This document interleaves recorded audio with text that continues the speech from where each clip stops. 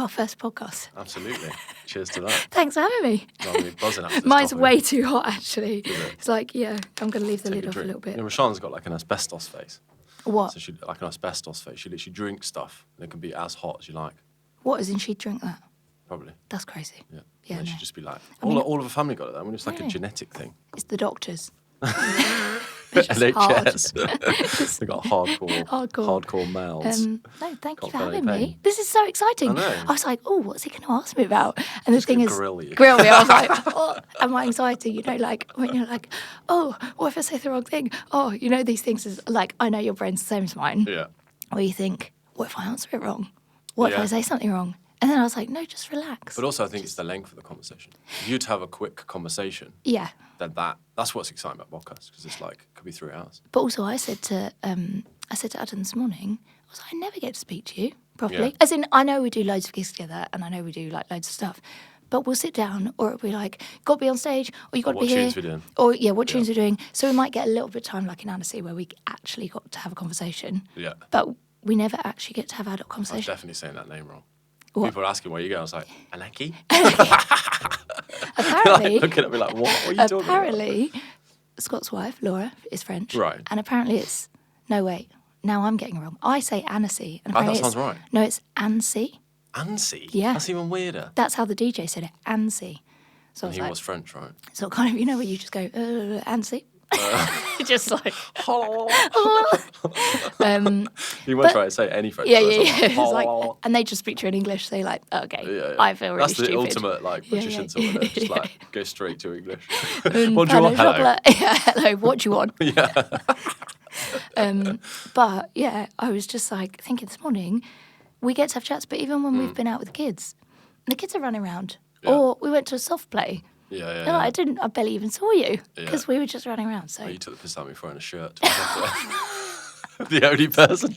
Charlotte does that as well. Like, why are you turning up smart? in this lovely, I did say that though. I said on your podcast, I was like, you were sitting with Mike. I said he's got a shirt on. Yeah, he yeah, looks yeah. so smart. Yeah, but yeah. always, Mike's an inspiration, though, man. That guy. I love that Absolutely love him. podcast. I've really enjoyed watching it, and I think he's great. Oh, I think. he's- Well, you both are. You're both amazing. He's a hero of mine. Yeah, he's amazing. I feel like I'm sometimes just like riding on his Yeah. the tails of him just being cool. He's and- super cool. I've known Mike for a long time. Like I was in a band with him when it first started, like 10 years ago, and he's just the nicest person, the He's so coolest sweet. person. And his view on life, he's super positive. He's had a lot thrown at him, and he's just Yeah. embraced it. Yeah, And he always works smiling. all the time. Yeah, He's got a he does. full-time job and sings. Like how? Yeah, and he always plays it down. Yeah. I was almost like, yeah, I'm just, Yeah, I'm and he's like, got what? 2 kids. I'm like, yeah, mental. But no, thank you for having me. He is an absolute inspiration, that man. Yeah, he is. Yeah, I love that chat with him because that's what I don't want it to be too, because I think that's what I like about podcasts. Yeah. Is that it's like informal. Yeah. It's just talking. And it's nice and it's like, can be informative at times, but I don't listen to any podcasts where it's like, welcome to the show. Yeah. I'm not. Although that was great. Yeah. I'll do it for No, like I know jokes what you in- mean, in a where you podcast. just real people, real time. Is that why you set it up? Yeah. Because I actually didn't And know. it's, I was- it's a fun thing to do with your friends. yeah. And if you have the opportunity to just sit down, you can learn stuff from it. I've learned Yeah. loads of stuff from it. Like I had a few Yeah. experts on certain things, especially in Worthing. Like, Yeah. so I had this gut expert Yeah, on, yeah. and then I had like a meditation expert, and like they just start talking. I'm just there, just like, Yeah. this is so cool that I can just Yeah. take this in. That's so you though. What? Like that's that you just like you just learn something. You're very. I was saying this morning that you're so sort of the next goal. As in, Right. you always set yourself something. You're like, no, I'm going to do that, and you'll make sure that you do it. Yeah, As in- Roshana calls it the terrier. That's what my mum used to call me as a kid. The terrier. It's like, leave me alone. Leave me alone. Stop it. But my when like I set up acoustic, Scott would be like, "You've gone into stealth mode," as in Yeah. where you just. That's one of the things I wrote down actually. Drive. And one for you is drive and ambition. Yeah, And you would it's- strike me as a very. Where do you think you get your drive and ambition from? What think- drives you? I think my parents, you've met them, are very, have worked super hard. They grew up in Tottenham. Well, my nan originally came from Wales, like moved to London when she was 14, and isn't that crazy? Like she was 14 and she moved to London, left her family just to get a job, and moved to the East End. And my parents grew up in Tottenham, and they have been so driven. You know, my dad was the first person in his family to ever go to university, and my mum kind of came out of school and did a secretarial course, and they just always kind of just wanted the best for their families, and that was kind of the drive. And growing up, my mum and dad, they worked a lot, you know, they did work a lot, and their drive was to give us everything. You know, my dad would be walking around with, you know, holes in his jeans and things like that, because they just, everything that they ever earned or they ever did or any time they had would go to us. And before I had kids, like, obviously now it's changed because I've had kids, so I'm like, my drive is the girls, and you know that with the boys. Everything you do is for them. But prior to that, I think it was just in me that, this sounds really bad, but like I had to do it. It was like, no, I have to get to the next stage. So I did my A-levels, and it was like, right, now you're going to go to uni. And I also think, weirdly, a part of it is because I do struggle with anxiety that, you know, filling my time means I don't have to think about anything. Right. As in, if I keep myself super busy, then my brain can't What does your anxiety, because obviously anxiety manifests, and so I get it, but I get it in probably a different way to you get it. Yeah. So mine is... What does yours manifest like? Just, I'll be sitting there, you know, not so much anymore because I've done a lot, like I've done therapy and I've learned a lot about it, but, you know, it used to be that I'd sit there and if I had time, I'd be like, what if that person doesn't like me? Or, oh, should I take that post down that I put on Instagram? Or, and I know loads of people have that where you second guess yourself, or, you know, it comes into your everyday life. And it got to the point where I, you know, didn't feel comfortable leaving my house because I just thought nobody wanted to see me or talk to me. And that's, you know, that's a horrible place to be. But I know as a performer, loads of people have that. Yeah. And even now I get it, you know, oh, should I post that video of me singing? Should I, you know, or what if it... The thing is, since having the girls, I have less that because, one, you don't have time to think. No. But I sort of took my anxiety and pushed it into just ideas. So, like, acoustic and learning things and doing courses so that I just wanted to take what I saw as a negative thing. I'm never going to get rid of it. It's part of who I am. Just to create things. Yeah. Whether it was music or a business or learn something about, you know, how to... you know, make a cake or whatever, you know, that's rubbish because I'm a terrible cook. But do you know what I mean? Do you know what I mean, though? Like, put your energy into something that's going to distract from that. Yeah, I heard someone describe it on a podcast once as it's your body, almost your body getting ready for something. So if you see it as like that, so you see it as like if you're anxious before a gig, it's like, if I wasn't anxious, I wouldn't care. And B, like, maybe it's my body going, we're ramping you up ready for this. Yeah. That's good. I like that. It's a cool way to think of it. Yeah, just being like... But I think when you're... But I guess it's not helpful if you're kind of not doing much and you're kind of sitting there and then it's stewing over lots of different things. Yeah. That's kind of debilitating in some ways. I do think that helps my drive, though. 100%. It's almost a superpower in some ways. 100%. So I definitely get it. I'll take my anxiety and put it into something positive. Yeah. And that's how I kind of do it now. But the drive thing, I think, coming from a family where my sister is amazing. She's my idol. She's an amazing mum. She's worked really hard. She's got a first in industrial economics from Nottingham Uni. Like, she is, for me, she's the pinnacle. And she's healthy.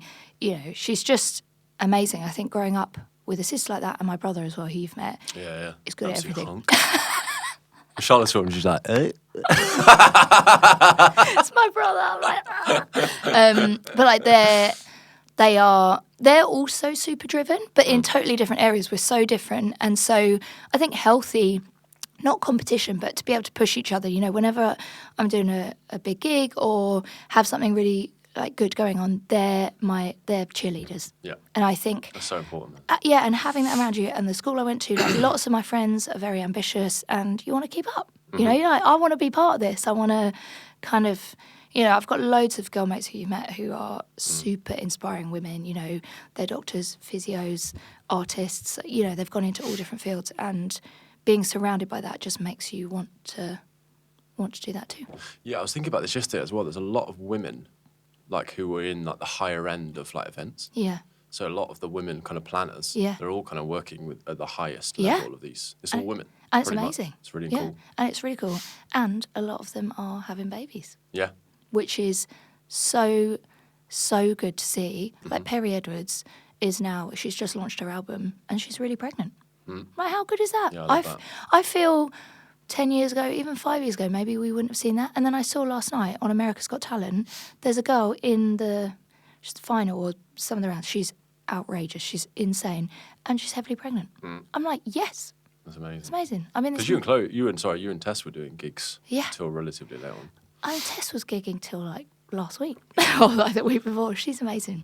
But I'm in a mum WhatsApp group with loads of like amazing mums who are all female singers who do everything. They do the pop thing, they do the weddings, corporates, session stuff.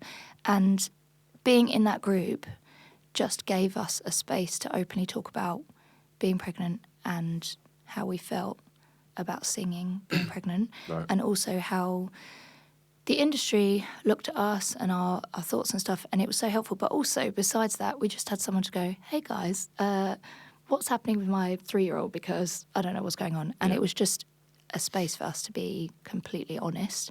And yeah, it's been amazing because I've watched loads of the girls go on tour and their babies fly out or they fly home, and it's just... Holly's actually right as well. Oh, she's amazing. She's absolutely amazing. You know, she's on tour with Anastasia. Did you watch that video of her, like, acting? Every time she got hit in the face, that literally made me laugh for like 5 Yeah, she's amazing. All got together. But she's got 2 kids, and, you know, she still took the time before I had Willow and Amelia to check in, and she sent me, like, I remember when Amelia was born, she sent me a voice note about if I wanted to...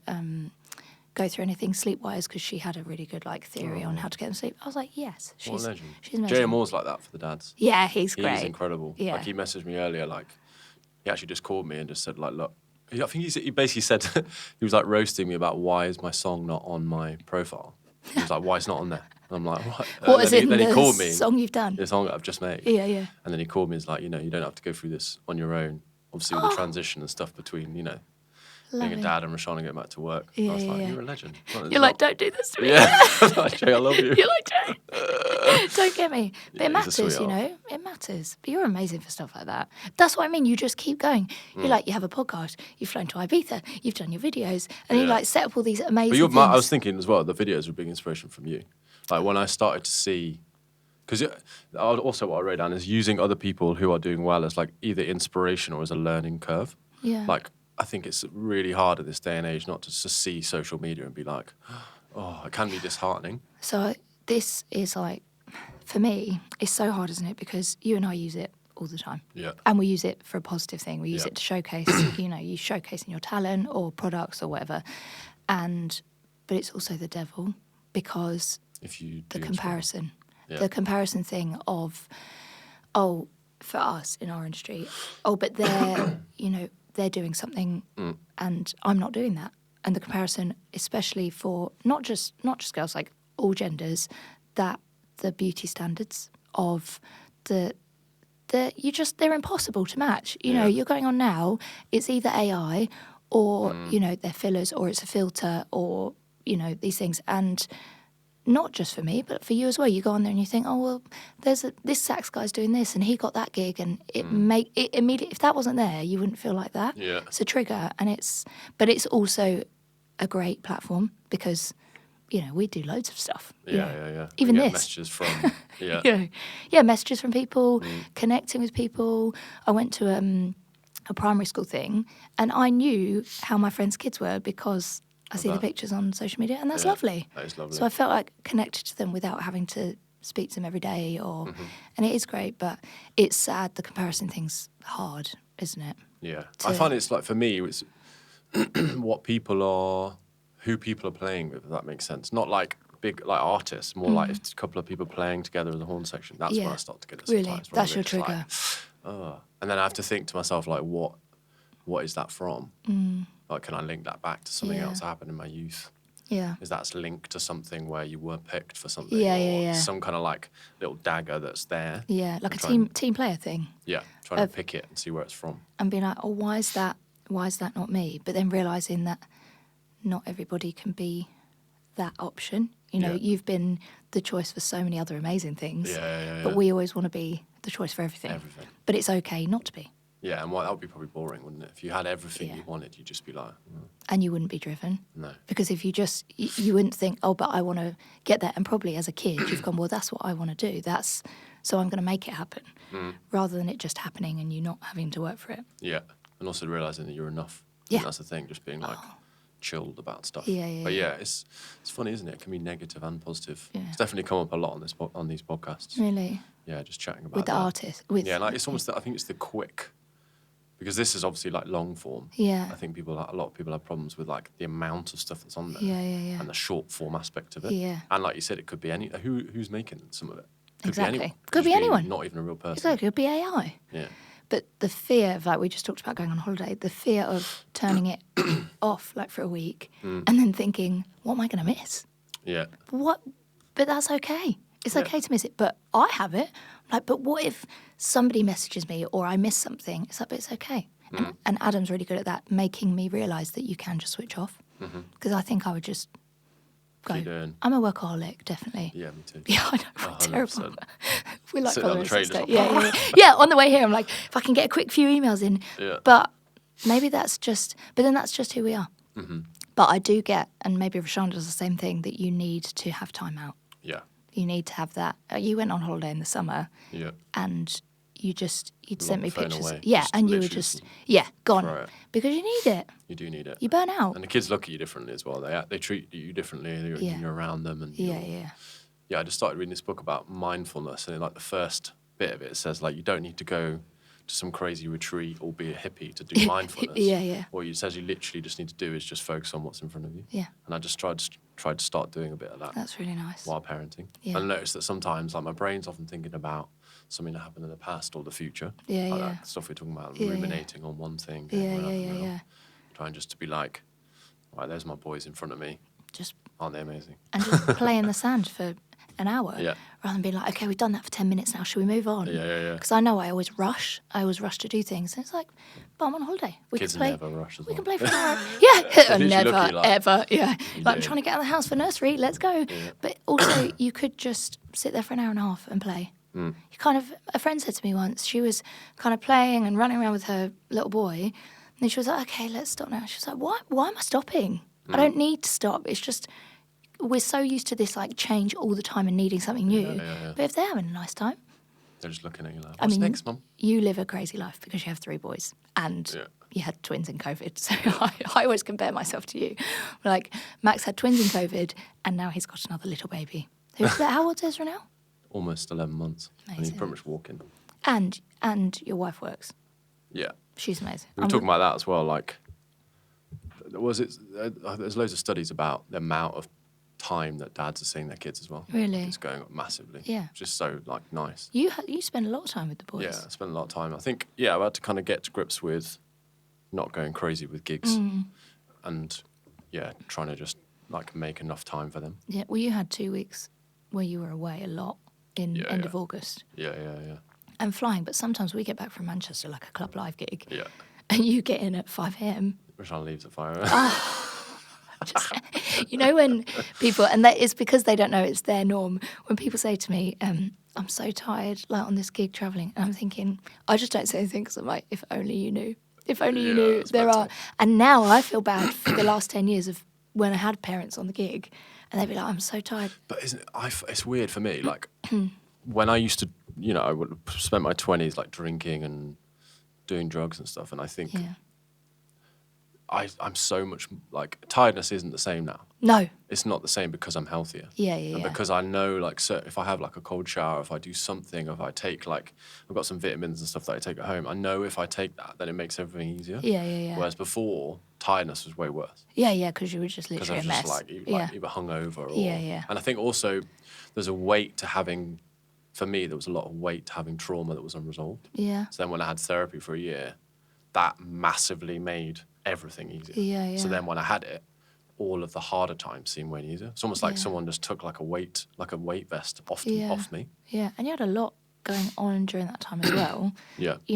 It was that transition through, and then COVID hit. And it's like now. COVID was almost like very helpful in some ways. I know it sounds weird. No, 100%. It was kind of a pause button. Yeah. Which I think I needed. Yeah. Just to give you that break. Yeah. Yeah, and the change, you were amazing before, but like we've all seen the change in you, Yeah. You're now not drinking as much. Dan was ready to find me, I think. Hey, we've all had our moments. In my 20s, I was a mess. But yeah, just, realising I love being in my 30s. Yeah, me too. I love I'm it. a much nicer guy. Like 20-year-old me. Can you tell? I don't know if this will work on a podcast. Could you tell that story that you told me about with Plymouth the other day in the park? I don't know if it will translate. God. It's one of the best stories. Just while you do that, I'm just gonna check one little thing and cut this out. Just want to check that it's recording. What you have that thing in your brain where you're like, is it recording? Max is just checking. So I don't think I've ever laughed so hard at a story in my life. why were we? We were in Ireland. Remember? We were Was that when I told you? Yeah. And So John Plymouth. Honestly, John Plymouth. Shout out John Plymouth. We love you. Does all my media, and he.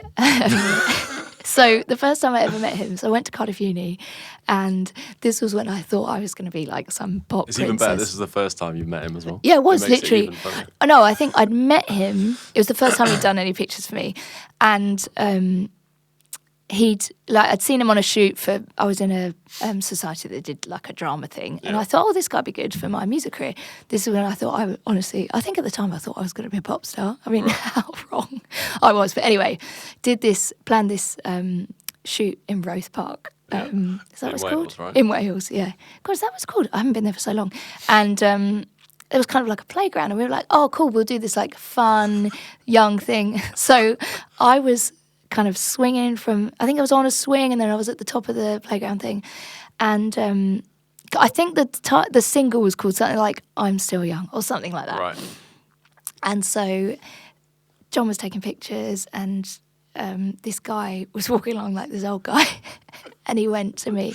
No, and then so John's about 20 metres away, so I'm just like doing that really awkward thing, being like, "Hey, look at me," and John's taking the pictures, and this guy goes to John, is she going to take her top off? Because he goes, is she going to take her top off? Because if she is, I'll stay. Yeah. But if she's not, okay, I'll fuck off. I love that. And because I didn't know what he'd said, I couldn't hear him. I just went, yeah! He's like, go on then. He was like, go on then. I love that, the boldness of someone saying that. John didn't know what to say. He didn't really know me. And he's also like, he comes over to me and he goes, that guy just asked me if you were going to get your top off, and you've gone, yeah. I love the thumbs up as well. Like, but I in thought, a playground. That's all. I didn't realise it was in a playground. Oh, it was so awkward. And you know when you're just sitting there, you're like, oh, and then the realisation of what you've just said. Yeah. And you're like, now I've got to tell this guy to leave. It's just so weird on him. Oh, it's not, I mean, you're like, and the first time I met, and luckily John is hilarious and found it hilarious. Yeah. But I think that's a good way. I was so naive. I was so naive as I was 19. And also, I wasn't used to people saying things like that. No. I was so shocked. In Wales. Whereas, in Wales, and my family were all from Wales. Whereas now I'd be over there and be like, you what? Yeah. You know, so I'm more bold now. It was incredible. I was thinking about funny stories. Was it you I was having a conversation with about the weirdest gigs we've ever done? Oh yeah. I don't know if you can talk about your one on here. Which one? The going in front of the... 100%. Okay, I was like, I didn't know if you could talk about it. So Definitely. I was like, tell me about it. So it was a funeral. So we shouldn't laugh at that. It's not funny that it's a funeral. It was what... But my mate, we should laugh because my mate picked me because he was thinking, who is the most awkward person? That's so unfair. Who would do this? Well, he's not my mate. I'll say it, he's not my mate. He was like someone I knew at uni. Yeah. Who I actually saw recently. You know when you think someone will have changed in 10 years? You've been away, you will have changed. And Rashana met him, she's like, who is this dickhead? Oh no. Like, he was just exactly the same. Okay. From when you were 18. Yeah. But anyway, he got it through Nijo. Got you the best gig of your life. Yeah, best gig ever. So I rock up to this house, and I'm pretty sure all the men there were terrifying. That's one thing as well. They were all kind of walking around. It felt like a bit of a gangster's house. Yeah. And so I kind of walk in like sheepishly, bearing in mind at this point I've never done a gig before. I was like 20. I didn't know anything, didn't know any pop songs, didn't know any tunes. All I knew was like obscure jazz tunes. Yeah. And they're like kind of all standing around. I think I got myself like a little water, like a little sandwich from the buffet. And they're like, right, can you get your sax out? And I'm like, what? I thought I was just playing in the church. And I know you have to walk in front of the funeral car in a busy road in Croydon, playing Led Zeppelin, Stairway to Heaven. Not even a saxophone song. He's like, yeah, he loves saxophone. Can you play Stairway to Heaven? I'm like, yeah, I think so. What is in the dead guy loves saxophone? Yeah. He can't even hear it. I know. So you're like... He's like, oh shit, mate. So then there's me. I'm walking, and bearing in mind the guys in front of me. He's like, you need to walk faster. And I'm like, I've never done this before. Playing Led Zeppelin. And I don't know the song. Yeah, I literally listened to the song once or twice. That was awkward. Sounded terrible. That's the best gig ever. Got to the thing, and they were just literally throwing dirt onto his coffin. And I didn't know any songs, so I was just playing like a Wayne Shorter song, which is really obscure jazz. And the guys are like, what the fuck? Literally, I heard one of the guys say, what the fuck is this shit? And I'm there like, oh, Dad wouldn't have asked for this. And I'm like, I don't know any other songs. Please, can I go home? Yeah. And it was like 50 quid. Oh, so... And I'm there just like, I went back to my mate, and he was like, yeah, just didn't want to do it. I gave it to you because I thought it'd be a funny story. What an initiation, though. I know. You've never done one worse. I felt hardened after that. Yeah. Because I was like, that's a lot of uncomfortable feelings. Yeah, that's what a lot of gigs are, what a lot of private events are. A lot of series of, obviously not when you get to like a high level, but the first ones are a series of uncomfortable feelings. You're king of that now, though. What's that? We can walk into a gig and I'll be like, Max, king of the terrible gigs. Go into the terrible gigs. You got a funeral. King of the funerals. But I'm like, if you want someone to get in the table, it'll be the most awkward situation. Oh, we've had some very awkward And I'll moments. go, Max, just go and stand on that table. Yeah. Break the ice. Yeah. And you'll do it. Yeah. And maybe it's all thanks to that gig. Maybe. Thanks to that one guy. We've had some like hilarious. Well, I noted down we've almost done 50. We did 50 gigs, pretty much 50 different gigs together since last September. I can't believe that. It's mental. That's amazing. It's incredible. 50 gigs. Yeah. So we've spent at least 50 days together, Yeah. but more almost so. one a week. Yeah, almost. but also more because we've had obviously days before. Yeah, stuff. like the Marbella. Those are some of my favourite things. Long- When you do Club Live, Yeah. Marbella's like when we go for like a couple of days. Yeah, it's There's nothing amazing. like It's that 'cause the everyone's people- so. Yeah, we're a family. Yeah, and you do other bands, and you're just a bit like, oh, it's cool, but Yeah, it's not my family. But the thing is, we're all best friends. You know, Yeah. all of us are. It's a little holiday, and we're all cheerleaders as well. I think that's one thing that's come up on this Yeah, as well. Everyone's yeah. cheerleaders now. and we're getting to do what we love. Yeah, May it continue. yeah, 100%. How long have we been gigging together? 10 years. Star was the first ones we did. That Glen Eagle Star gigs. 10 years. Or was it even? I've even been one of those, like Park Plaza. We did one at Park Plaza in Victoria when I was like 22, 23. Yeah, so we're really young. And then you were there when Roshana went travelling. Do you remember? Yes, The yes. Dodge gig. So what year was that? That was when I was 25. So that was 12 years ago. Oh my goodness, have we Yeah. known each other So that then long? we knew each other before then as well, because I think Glen Eagles was before that. God, isn't that scary So though? you must have been early 20s when we met. Yeah, So I think Glen Eagles with Johnny was before that. I think I was like 21. Yeah. That's mad. Yeah. That is mad. It's scary how fast time's going now. Do you feel as you get older, it's just running away? Yeah. I don't know. Or you feel like it's slowed down for you a bit? I think so. Really? I think, what do they say? The days are long. What does it say? The days are long, years are short. That's just with kids, I think. I don't know. Yeah.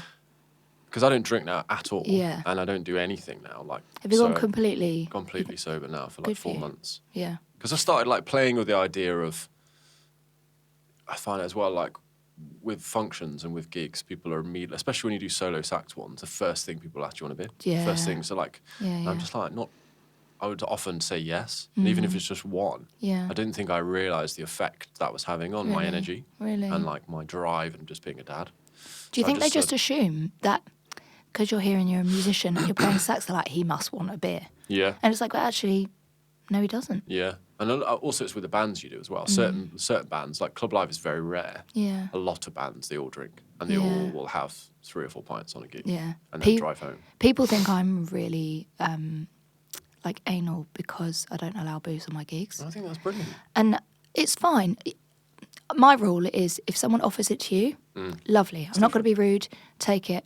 But they don't see, and it's the same for you, the people that want the booze on the gigs, I think if I was a client and I saw everyone drinking, I'd be like, well, you're not, my brother and sister don't drink in the office. No, Roshana, but yeah. Yeah, in it's the like, hospital. and I don't mind if, we got offered like cocktails or drinks in France stuff. That's lovely, that's a really nice compliment, and then they left us a bottle of wine. That's really nice. But also for you, you don't know who you're triggering by offering someone a drink. Well, also I've been spiked on a gig. I was spiked on a gig once. I didn't know that. Like, yeah, so I did a gig in Kensington and some guy spiked me. And I, like, yeah, was I didn't sick. know that. Yeah, I was sick the next day for like basically it was 12 hours. He just put something in my drink, either as a test or something. And then the venue were like, I don't know, that venue, I won't say which venue it is, but that venue, I think it happened quite a few times because I know several people it happened to at that venue. And they wake up the next morning. What, the same person, or do you think it was a barman or something? I don't know. I think apparently what some people do is test it on some people. So they see, just like give it to someone. But yeah, I smashed my face on a wall. Like, I woke up the next day, my saxophone was all broken. And I never fall over even if I'm drunk. Do you know in the gig, like, do you remember getting home? No. That's scary. Because it makes you... That's really scary. It could be like GBH or it could be like ketamine, something where it like completely wipes your memory. I remember doing the gig, the guy giving me the drink, and that's it. That's really scary. And then the next day I was just like violently sick for like 12 hours. That's horrible. Yeah, it's really like weird. It was a strange feeling the next day as well, being like... Was this when you were sober? No, it was when I was in my 20s, so I was probably like 25, 26. Yeah. So that's hard. Now, obviously, you would immediately realise... Yeah, I should have said it was fishy because I think he also... Because it was so expensive in there, I think that he was kind of using that as well. That's I'll get you a really drink, scary. Because it was like 25 quid a drink. That's really scary. Yeah, it's weird. No, but I'm proud of you for sticking out because it's not easy. It's not easy when everyone around you is drinking or, thinking, oh, we'll have a really good time. You're a laugh without booze. Yeah, that's Do you know the what thing. I mean? Like, you're amazing without booze. And now you're getting up on our broad gigs. I'll get to breakfast. And I'm just literally been asleep. Maybe I've had a few Prosecco's the night before. And you just get to breakfast and you're like, I've just been on a 5K down the beach. That makes me sound like such a bellend. Oh, like running. Okay, mate. No, but you've only just woken up, have you? I'm seeing the like hair a mess. Max is just strolling in from his 5K down the beach. No, but it's that's a better way to be. Yeah. I think that's, and I do think the generation below us are. 100%. They're more like that. They've gone less booze, and they're really into fitness and stuff. Yeah. Was it wellness like? Training. I think nightclub brands now, people like Ministry, are looking to like wellness festivals. Really? So they do like morning or day festivals now. Time's changed. Yeah. 100%. People are not going to those raves as much, and it's just, and probably that's why a lot of them are closing. Yeah. And booze selling. It's just different things, and realising the longevity of our lives, and this toxins thing. We both have that app. Yucca. Yeah, it's great. It's amazing. My sister is so on it. Yeah. She's changed all her dishwasher tablets, all her... it's basically everything. Everything. You're literally like, oh, that'll be safe. Yeah. It's not safe. And then I sometimes don't want to look because I do think, like, we need to have some fun. Yeah. And you don't want to 100%. take the fun out of everything. What do they say, 80-20 rule, right? Yeah. 80, like, just being sensible, 20, just be chilled. And I think that's important because I still think it's good to be healthy and good for our kids. But the guilt of putting things into like, our bodies are different, we're doing that to ourselves. But for them, I'm like, oh my goodness, that's got microplastics in. I need to get rid of that. And now... Well, I didn't realise their bodies can't get rid of any toxins until they're 5. That's great. Rashana said that to me the other day. I was like, what? Yeah. So, I mean, It's what everywhere. you're saying is, but it's not the same as us. No, it's everywhere. And we don't necessarily care as much about ourselves. Yeah. Because also, I mean, I don't know about you, but definitely chopping boards when I was younger and things like that. I'm sure. All plastics, though. Yeah. Mental. Toys, everything. Yeah. Everything we've got, but... Like heating stuff in the microwave. Yeah, in plastic, yeah. We just got rid of all of our plastic. Did Tupperware. You gone to glass? All glass, yeah. It's amazing. Which is actually so much easier when you think about it. I know. Because there's this thing called phthalates, which is basically like microplastics which goes into your body. And with boys, it sounds weird, but it can shrink their genitals. Yeah, and it can basically had this eventually chat. make us into like Ken dolls. Into like kind of these weird genital-less forms. How weird. So really? strange, yeah. That's so strange. Obviously, they're looking at like hundreds of years. Yeah. Not in just like one lifetime. Yeah, but still, you need to... Yeah, it's scary. It's important, and we need to look at that. The health thing, I really need to get on. The what? The health kick thing. Because I feel, since I've had the girls, life is busy. And even though it's easy to do, meal prep's easy, and going for a walk for 10 minutes a day, we've actually just got a treadmill at home. Nice. So I'm going to get one of those things where you can walk and do your emails at the same time. Nice. Because otherwise, when do we walk anywhere? Even today, walking to the tube and walking here, I was thinking, I need to get out the house. You're like, I've got one more email to do. I need to do it. So I'm going to get the little, I'm going to do it. That's nice. So I keep walking, yeah. That's cool. And also I hit 35 and I just thought, I'm not really young anymore. And I can feel that. Yeah. And I need to work on that. But I did have 2 kids in 2 years. Yeah. Adam's like, Chloe, you've had 2 kids in 2 years. You run a couple of businesses. Like, just be realistic. 100%. But, we love it. There's like very basic things that you can do to make you feel. I started taking like multivitamins. Yeah. That changed. Yeah. That and creatine. Yeah. Started taking those 2 things, and that. Yeah. Yesterday, apparently, I felt really tired because Ezra hadn't slept, and I had like quite an important gig, and I heard this thing about like macrodosing on creatine. So I just thought I'd just basically put loads in my mineral thing. Yeah. And it says that you can basically like even though you're incredibly tired and got no sleep, you can basically have. It kind of like, I don't know what it does, but it basically eradicates the feeling of sleepiness, being sleepy, and almost tries to push you to the point of where you were when you weren't sleep deprived. Oh, that's and I felt amazing. really good. Oh, that's weird. cool. Apparently, it's really good for women to take as well. I'm queen of the nap. Queen of the nap. You're a bang it. You do amazing. When we do abroad, it's like, where's Chloe? 3-hour nap. It's impressive. Do you know what it is? But you need it though, man. I know. Well, you're ready for the gig. A 21-month-old who slept for the first time through the night 3 weeks ago. Wow. So I've had 21 months of no sleep and trying to gig brutal. and, when was she breastfeeding up until? 9 months. Okay. But just, they sleep in the same room. That's also because that massively helps with sleep. Oh. Them being able to just be like, Yeah. the boob. Exactly. And 21 months of literally maybe max 4 hours sleep. And we're in the busiest period that we've ever had. And, I feel this year and last year have just been so busy and maybe had unrealistic expectations of what I was supposed to be doing. Maybe took on too much work. And, I sort of had this thing at home where I was like, no, I'm a woman. I can do it. I can do it all. And actually the reality was that I was just exhausted. And I did need a bit of time off and it's fine. Like now, they're at nursery and I feel ready. Weird, since holiday, I've had this thing come over me that I'm ready to go again. I'm ready. I've had my time out having the girls. I'm not going to have any more. And I feel... I thought you meant ready to go. Oh, no. Oh, my... I was like... No, there is no news here, everyone. No bun in the oven. No, as in I feel... Yeah. That's why I've come here today. Yeah. No, I feel ready to focus on work again. Because I have been focused on the girls mainly, predominantly for 2 years, and I feel ready to kind of put everything into acoustic and club live and just, music again. And that makes me feel excited. You need that time. So what do they say? I think I definitely feel like you need that kind of like excitement for a project. Yeah. And I think that you have to have time out for that. Well, that was this for you, right? You set up this podcast as a new kind of exciting venture for you. Yeah. And it's given you focus. Yeah, definitely. Where you get time in. I mean, I've been awful with locking at a time. I'm so sorry. Mate, it's hard though, isn't it? It's so hard. much going on. And the summer. Yeah, summer's mental. Summer's been so busy. And also I tried to take more time off in August. Yeah. I know it probably wasn't the best time to do it, but the boys are off, so I was just like, I'm going to start saying no to stuff. Yeah. And just be at home more. Yeah, which you need to do. Yeah. But I feel really excited by it. Dan's obviously given me the opportunity to help with Club Live, and I love that. And I am in this transition of I love singing, love performing, I love what we do. I love our gigs. Like, I love them. And, I love the stuff I do with MDL. I love all of those things. But I do feel like I'm ready to step away from doing that 100% of the time. Not saying I'm not going to do it, but as in, and having a new venture and channeling my energy into, okay, well, I want to get, 50 gigs for Club Live or, X, Y, and Z for the projects, because that also gives me fulfillment. Not just standing up and singing, because it engages my brain in a different way, and maybe I'm ready for a new challenge.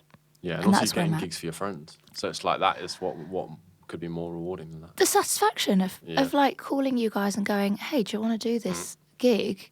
And they were like, yeah, that sounds cool. Yeah. It's more a collective. Acoustic's more a collective though, isn't it? We've done it for so long together that it's more, we sort of go we run it all together. It's not just me. But I feel, I'm ready to kind of take a managerial position.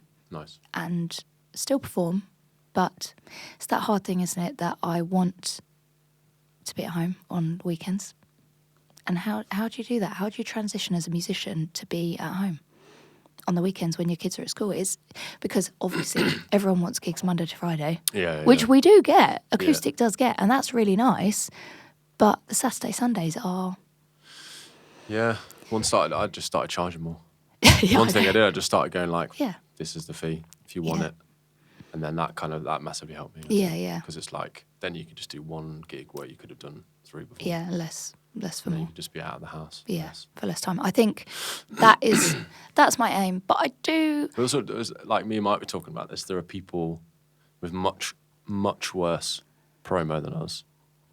And it doesn't sound as good, who are still charging like 4 times as much. Yeah. And it's like just having that confidence. Yeah, I know, that's hard though, isn't it? Because you're selling yourself. Yeah. Whereas it's easier if you've got an agent or if I was selling you, I'd be like, that's 10 grand. Yeah. You know, but you can't sell yourself at that because we're not that confident. Right. Yeah. You know. I think it's a gradual thing. It is a gradual thing. And also slowly edging it up. Being older. Yeah. And going, this is what I'm worth, this is what I'm going to go out for. Yeah. But also experience, 15 years of experience within the music industry that you've got. And, you're an amazing player. You're well educated. You've been to one of the best universities in England for jazz. And and you've got the experience and you are a party starter. Yeah. Twisted party starter. So if someone wants that, yeah. But it's hard because we have that thing where we get to January and everyone does it. They go, mate. even big companies, they go, I hope the year's going to be all right. Do you think anyone's going to book me? And that vulnerability of... I've got a January pot now. Have you? So I've got a pot of money. That's so good. Do you do your just tax in there. early? I'm trying to. I was good when I had to buy a house. Yeah. But then now I'm like... It's dropped off. Do you get to like the 20th? My accountant messaged me yesterday and was like, have you done it? 20th of January, you're like... Yeah, basically. My dad every year is like, Chloe, have you done your tax? On the 25th of January, I'm like, no. It's so stressful. Actually quite weirdly, because now they've also changed it now. Yeah. It's all digital, right? Yeah. But I weirdly enjoyed it last time. Did you? Like looking at it, and it almost felt like it was like a time for me to reflect. Yeah, on what you've done in the year. And think back, I forgot about that gig. Yeah, it's really yeah. Cool. Yeah, it is cool. Some cool moments. And we're lucky. We are, we have those days where you think, oh, I'm not as happy, I'm not where I want to be, I'm not here. I thought, when I'm 35, I'll be here. And, some of those things I haven't achieved. And some days you're like, oh, I haven't done that. But then I sit back and I think, I'm so lucky to sing. And I go to work. Amelia said to me this morning, I said, I'm going to work today. Because it's easier to, she wouldn't know what podcast was. So I said, I'm going to work today. And she said, is that... the SM Yeah. Is that with your friends, Mummy? And I was like, yeah, it is. Yeah. It is with my friends because I get to go to work with my friends. Yeah, and how nice is that? Not only do I get to go to work with my friends, I get to go to work and sing. Yeah. And cool places. Yeah, cool Amazing places. To get to travel. We were in France last week, having a lovely time. Just sitting there looking at Lake Annecy. Yeah. For you, Laura. And just, I think it's very easy to become complacent with what we do. And there's a balance between knowing your worth and charging what you know you need and what you know your value, but also being thankful for we get to do this for a living. 100%. And a lot of my friends are not musicians, and even they don't understand really sometimes about when someone goes, "What's your job?" Yeah. What's your actual job? I'm a singer. Some days I'll be doing this gig, 2 people in a pub, and other days you might be doing a stadium gig. So it really depends. And sometimes you might have 10 stadium gigs, and sometimes you might have 5 little gigs. Yeah. But I know you're the same, that you enjoy all of it. I do. You do. You enjoy every moment of it. Okay, there's some, more enjoyable than others, but some of my most enjoyable gigs with acoustic are, we're singing a bride down the aisle and they're so happy. Yeah. And, they walk out and you're just like, this is amazing that we get to be here. It's also the day they thought about potentially since they were like 5. Yeah, and that's why we don't deb them out, because they have booked us and want us there, and it's not fair to treat that like, oh, well, I've got a better offer, so I'm just going to go and take something else. Can be quite rife in the music industry. Oh, all the time. Definitely. All the time. Do you know who's really good, actually? So a few weeks ago, I had to step out a Richard Clark gig because I was so sick. And I think there was like a new strain of COVID going around. Right, It was after Wiseman had it as well, right? Oh, yeah, he's been really poorly, poor thing. But I think he's okay now. But yeah, and I called him and I felt like I had to justify it by voice noting him saying, I literally can't sing. I will come to the gig. And I hate depping stuff. I hate depping it because I know as a band leader how much stress it causes people if they've gone and said, you're going to get this person and this is the product. And then the day before, Especially you have singers. you have to go before and say, by the way, you're not getting this person. I haven't got a video of the other person, but trust me, they're going to be great. Yeah. And we sort of are used to that. And we're like, oh, it'll be fine. But for the client, that might really stress them out. But he was really cool about it. And Nash covered, who's also incredible. Also, mum of two, smashing it. Absolutely smashing it. And she sounds amazing at the moment. She sounds amazing. Incredible. You know, she's come back to Club Live gigs and she's smashing Pink Pony Club and Whitney in the original keys. And she's got even more confidence as well. Yeah, and she's got a 5-month-old baby at home. Well, at the time, 5-month-old baby. You're like, you look amazing. She's amazing. She's definitely a mum inspiration. 100%. She's a gorgeous person. But, you know, it's so important. I've lost my train of thought. What was I saying? Say about Richard Clark. That's it, sorry. So important, to be honest and, you know, I hand on my heart, I've never depped a gig where I haven't either been like really ill or it's been something super important. You know, I had to dep someone's wedding because I had an opportunity in that I couldn't turn down. Yeah. And I think anybody would know that. And that's the same for you. You always text me, you're like, sorry, I can't do your gig. Yeah. I was like, I'm so sorry, I've said no again. I'm like, Max, it's okay. I feel bad. I know. You should feel bad because it sucks. But no, as in like, I've got loads of amazing guys that I use, you know. I'm very lucky with all the sax players I use. But you're my guy. Yeah. And we've done that, because we've done that many gigs together. Yeah. The tunes are kind of like, or the way that we play the songs and the way that we interact with people. Yeah. And people can definitely feed off that. They can. Or when we turn up to gigs and you're like, Chloe doesn't do it in that key, I'm like, because you know I don't know the key at all. Like, Chloe doesn't know her keys. Or I'm like the worst singer to be with. Adam will do a gig to me. It's like, Chloe, have you got the keys? I'm like, I don't know them. Yeah. I'm the worst singer ever. But you do know what sounds different, though. Yeah, as in I'll be like, it's not that key. It's probably better that way than knowing the names of them. Yeah, although it's probably easier for the depth. But, hey, we've got an amazing... It's better to have a better ear. Yeah, true. True. No, that's something not quite right in there. Yeah. You've got the relative bit. But no, I have missed you on the gigs. But it's fine. We've got you back next week. Yeah, we've got loads over Christmas. Yeah, we have. Oh, Christmas will be... Boat vibes. And we love a Christmas gig. Mate, I love Christmas in general. We love a Christmas gig. I absolutely love Christmas. Like Jingle Bells? Jingle Bells one more time. Jingle Bell Rock. For the 50th time today. I love it, but yeah. But I think... Yeah, I do sometimes feel the uncomfortableness of those, like when certain gigs are like, I don't know, unusual situations, but it's definitely got better over the years. Do you think? Yeah. You sort of train yourself, don't you, to think, how can I, what can I do to still perform and feel confident but not feel silly? I don't know if you do this as well. Do you often, I find myself thinking, what are people thinking? Or like predicting what people are thinking. Oh, he's looking at me like, he thinks this is annoying. Yeah. And then he'll come up to me afterwards and be like, that was really cool. Yeah. I was like, how did I get that so wrong? Yeah. And your brain is looking at their eyes, because that's the mental health thing, the anxiety of going, he must think I'm shit. Yeah. When he could be thinking you're shit, right? Yeah. Right, which you're not at all. But he also could be going, I love this. Yeah. But I think looking at it like we naturally go, no, they don't like it, so I better stop. And then you have to overcome that and go, no, I need to keep going. Yeah. Whereas then you get some people who just don't care. Wail it. They just walk. And I wish I had that. I wish I had that confidence to just be like, this is me, I'm going to sing and you're going to listen. Yeah. But I can't do that. No. Well, sometimes we can, in the right situation. Yeah. We know we walk out and we'll be like, right, this is an awkward corporate. You're still thinking it, but you don't show anything, right? Yeah. You're kind of like, you've got a poker face. You're still on the chair and you're like, woo! I'm so uncomfortable. Why am I doing this? The internal monologue. But that's what they want. That's what they want. And I feel... I've tried to stop myself predicting. Yeah. Or sometimes I just don't look. Yeah. Like just don't look. I've got glasses on, you can't see. The roaming thing is so not me. Yeah. As in, and actually, the big sequin thing of the sparkly thing is really not naturally me. Yeah, do you know one of my favourite gigs that we did recently was what's the name of that? The Kimpton with Mike and Tess. Oh, the background thing. Oh, mate. Loved it. That's just what I always think about that gig. Is it just sounded and looked expensive? Yeah, and that's such a good description of like. Yeah. I think what we should be trying to aim for. Give me a dinner background set all the way. But if we'd gone up there and been, because Dan said you can go down there if you want, I was like, they didn't want it. Why? They didn't want it. They're talking. Yeah, yeah. And if I got in their face and was like, hey, it's like, just get away. No. Bit Led Zeppelin. Yeah. Thing is, what is this shit? This is going to sound really like ooh.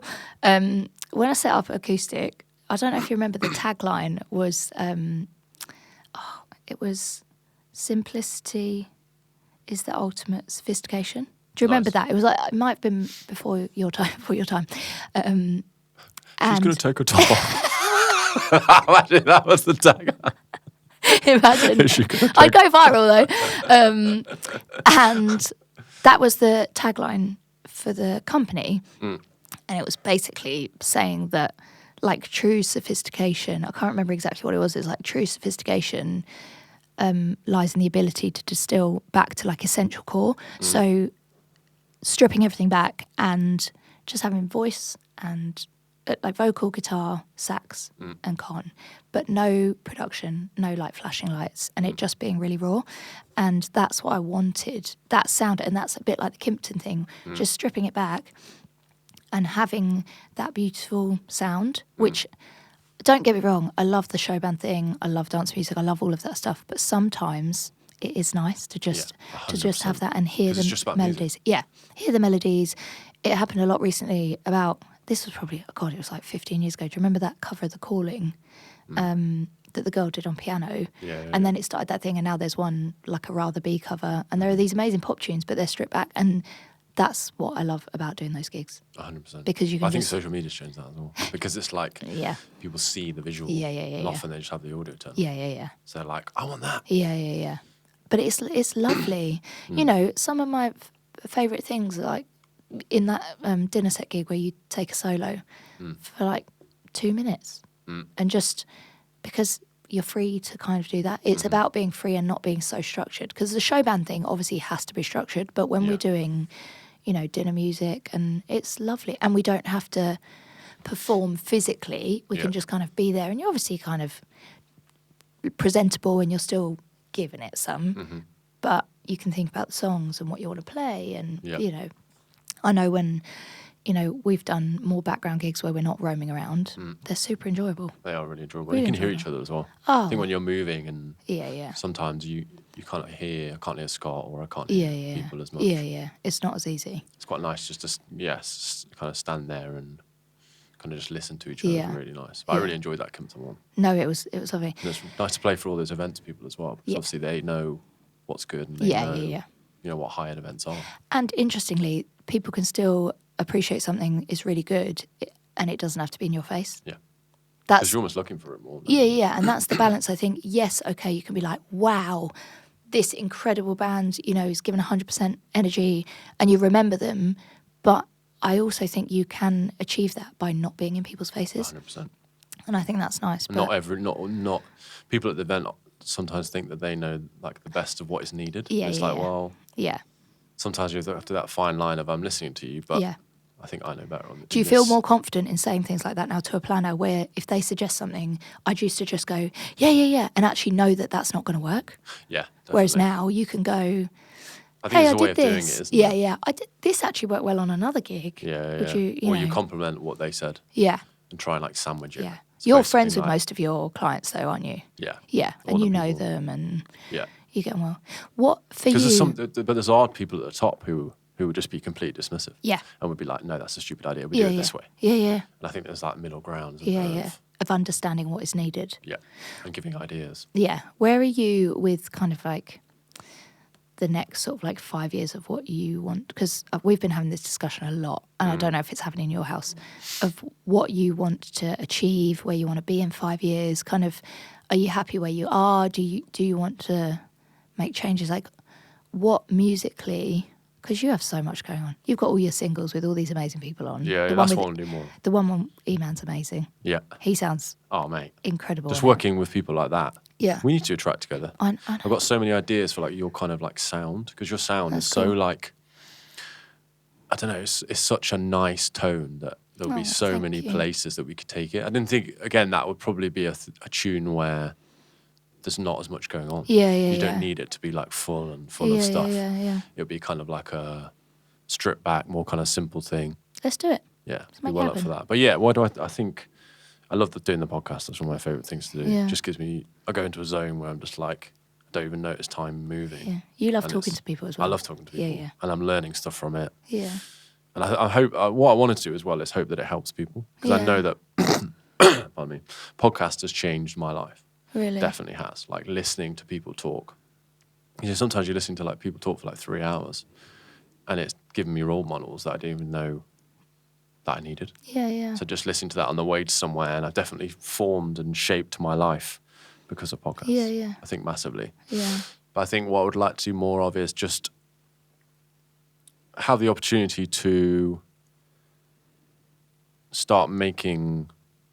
But I love making tunes with other people. It's difficult, isn't it? Because I don't make any money from the music that I make, but it gives me the most enjoyment.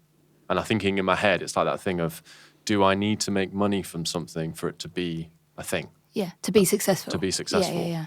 And I'm just kind of coming to the realization that no, not really. Yeah. Because I make money from other stuff that I do. And I'm in a comfortable position. Yeah. That maybe it's just something I'm going to do for the rest of my life. As an outlet. As an outlet. Yeah. And I love doing it so much. And a passion. Like, even if you make tracks and it keeps you musically kind of on point and interacting with other musicians and creating, and even if you don't earn money from that directly, you're still meeting people and you're still making music. Like sending a track to E-Man and then hearing him getting excited about it. Yeah. And Sam White was on that as well. Yeah. She's such like an amazing energy. Just like being around her and hearing her talk and us like doing a session together, there's nothing better than that. And even though, you know, physically there's no physical money coming from it, you are gaining so much more than the money. It gives me the life. It gives me the feeling of like, Yeah. And that's the next project. That's why you got into music. Yeah. You didn't get into music to, okay, don't get me wrong, the other things are great, but you came into music to make music, to play music, to create music. Yeah. And if you stop doing that, then that's really sad. Yeah. It's definitely, it's a dichotomy I've had in my head for the last couple of years. It's like realizing that if you don't make money from something, it's still incredibly valuable. And you can still justify making those tracks and spending some money on it because it's worthwhile to you and it keeps you happy. And how amazing that you get to... The thing I find that I don't enjoy much is promoting it. Oh, I hate it. Because it's like, well, I don't want to just be hello. Hi, everybody. Listen to my song. Please. That's the bit I least enjoy. Yeah. Because it's that self-promotion thing again. ChatGPT actually, as AI, has helped. That's what I use AI for. I use it all the time. It's like... Someone described it, again, as I listen to it, I'm going to say this a million times, but I heard this on a podcast. Someone say, you want AI to help you with the stuff that's not fun, the stuff that you don't enjoy. So don't get it to help you with the creative stuff because that's you and that's your enjoyment. Yeah. That's what you're loving. Yeah. Get it to help you with the stuff that you don't enjoy that's or don't so good. know as much about. Yeah. So I don't know much about marketing music. I know fuck all about that. Yeah. So I got it to give me a 30-day plan of different ideas to put on either social media or where do I go to try and promote this? And it gave me like a 30-day plan. That's amazing though. It's really cool. Because you're not going on it and going, create me a riff that's going to be really hooky, because that's basically, there's no point. Have you heard that the soul version of, someone put it up the other day, the soul version of like 50, there's a 50 Cent tune where they just get it to like a soul song. And it's like the most ridiculous soul voice you've ever heard. And you're like, it's terrifying though. It's terrifying. So I did a session a few weeks ago. Actually, it might have been a month ago now. I've lost track of time. But basically did a session and the vocals we got sent to record, I recorded at home, were AI. And you're like, oh, it's happening. It's happening. And don't get me wrong, it was lovely to record it and do it. But I was thinking, this 100% in the next few years, I'm so sad that will be replaced. 100%. Because and the expense, right? The expense of it, they've paid 3 people a lot of money to do this session and they can just get it at the drop out. I'm using it. I'm using it all the time. So why are people not going to use it for that? But I do think it goes the other way where you have to fight against, and the environment thing. That was it you telling me about people saying thank you to ChatGPT was costing so much money because they're having to cool the machines down of everyone going thank you. But I was doing that. I was saying to ChatGPT like thank you for helping me. You're like, stop saying thank you. Only Britain, that's exactly. But you're like, I'm doing that. I'm guilty of that. But What about you? What about you in the next? What do you see? What were you and Adam saying? I don't know. I mean, I really miss writing music and doing the country thing. The country thing's awesome. Oh, I so missed doing Gypsy Lane. Yeah, I miss that because that really gave me the musical kind of fulfillment because I listen to so many artists. It's very in genre as well. Yeah, it's very on trend at the minute. But obviously, Tess and I have both had babies and, you know, we've been very busy, but it's definitely something that we both want to... You wrote all the songs as well, you and Tess? Yeah. Amazing. And Ryan, yeah. And it's definitely something we want to revisit in time. It was kind of sad timing because prior to COVID, we kind of got together, created Gypsy Lane, which is the road I live on, which is why it's called Gypsy Lane, and all out of the love of music. So when I first met Tess, I remember we were 20 on a bus in Monte Carlo doing a gig, and it was the most hilarious gig. We sung one song, and the one song we did sing, the keyboard player forgot to press transpose. Nice. On his keyboard. And so all the other musicians were in it? It was next to me, as in it was so high. And so I just looked at Tess, like, you got to take this one because it was so high. So everyone, we flew to Monte Carlo for that. Anyway. That's a random story. Song, one song. Just learn the song in a different key, mate. I know. Hilarious. Why are you playing fucking transpose? I know. That would mess with my brain as well. Oh, it was bad. That's hilarious. On that gig, Tess and I formed this bond over our love for Lady Antebellum, which is a country trio who are amazing. And I was singing the songs on the bus, or just listening to them, and she started singing the harmonies. I was like, you're the only other person I know that knows these songs. And that's basically where our friendship started. And obviously now we're inseparable. But that kind of started, and then we formed Gypsy Lane, and we started doing songs. And before COVID, we had a manager, and we were just about to kind of do these auditions for labels, and we got asked to do a TV thing, and then COVID hit. So it was really sad because, you know, we were kind of 28, 29 at the time, sort of in a position where that could have been a thing for us. And then obviously COVID happened and everything just stopped. And that kind of finished it because then we had children. But I do want to revisit because it's so important that we still do that. 100%. So whenever the guys are ready, I'm happy to do that. I just think, because otherwise I'm just singing for money. Yeah. And that's amazing, but I don't even sing at home really anymore, which is really sad. I'm going through this at the moment, definitely. Yeah. Like trying, why is it, just thinking in my head, why is it that everyone else should appreciate what I'm playing? Just being at home, just playing for Ezra. Try now, just play a little bit for Ezra every day. Oh, that's so cute. And he just kind of grabs the sax. Yeah, he's just like, like my teeth. He's like, Tatty. Does he like it though? He loves it. Loves it. The boys love it though, don't they? Yeah, they're very musical. They saw your festival. Yeah, they saw me at a festival. That was maybe one of the greatest moments of my life. That's really cute. Because Samson's a bit more kind of like, I don't know, he'll kind of like look around and take everything in and be into what other people are doing. But Ruben was losing his mind. And there's one point, just going like, Daddy, that's my daddy, that's my daddy, like just screaming like that. And then Ezra at one point, he had his little headphones on, was just doing this. Just like on Roshana, my wife. That would make me cry. And I was literally just like, this is the greatest thing. Yeah. Even if everything up to them was for that moment. Yeah, 100%. For them doing it. But again, like a free gig where I was just there. I'll say, yeah, I'll just bring my sax, mate. Yeah. I played with this DJ. But that's so cool. Mate, it was so... But why...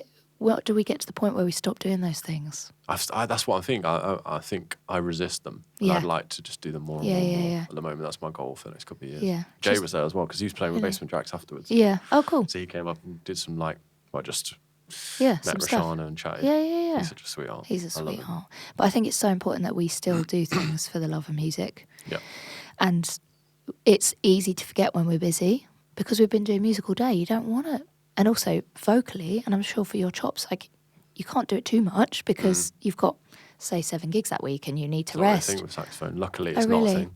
I don't know if I've just got a hard face, but like it's generally not. Because like Club Live, you think... Yeah, hours and hours. It could be 7 hours. Whereas vocally, anything, I'm stress, food, cold. I had that cold for so long. And you're not only losing money, you feel like you've lost your superpower when you've lost your voice because you just can't, you're not at your peak. And it's a horrible place to be on stage where you think, I know I'm not sounding as good as I should. I'm worried for the client, I'm worried for the band, what's everyone going to think? But I've got better at that going, trust me, can't do the gig. I'm just poorly. But we push and push and push until you lose it. But it's a muscle, you have to take care of it. It's muscle. But yeah, it's a scary thing that we rely on something health related to do our job. Yeah, I mean, I would definitely do gigs when I'm very ill as well. Yeah, I know. Like just be there and just be like, I'm not going to let you down. Yeah, I'm not going to let you down, but I feel like I'm going to pass out.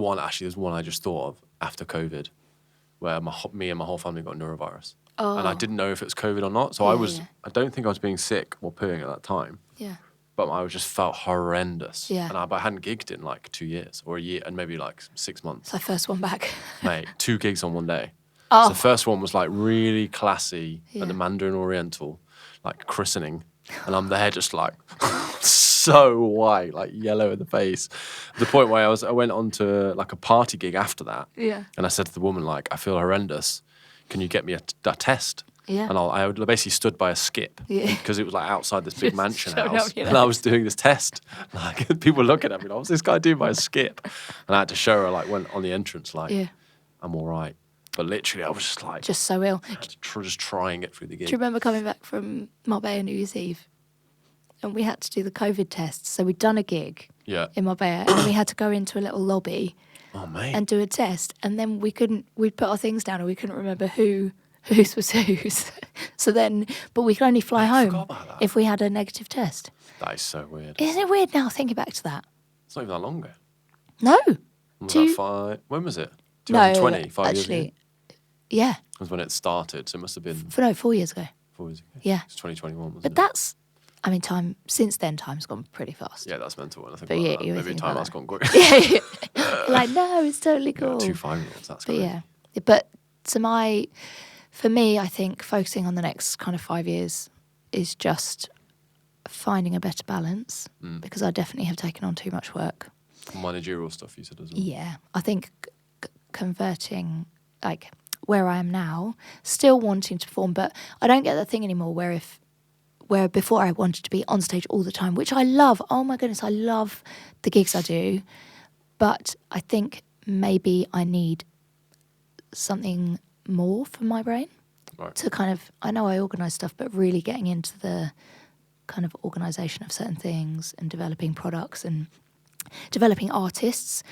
Say we've got acoustic having a jazz branch or an instrumental branch, just different aspects that I can focus on and get to a certain point so I don't feel like I've plateaued.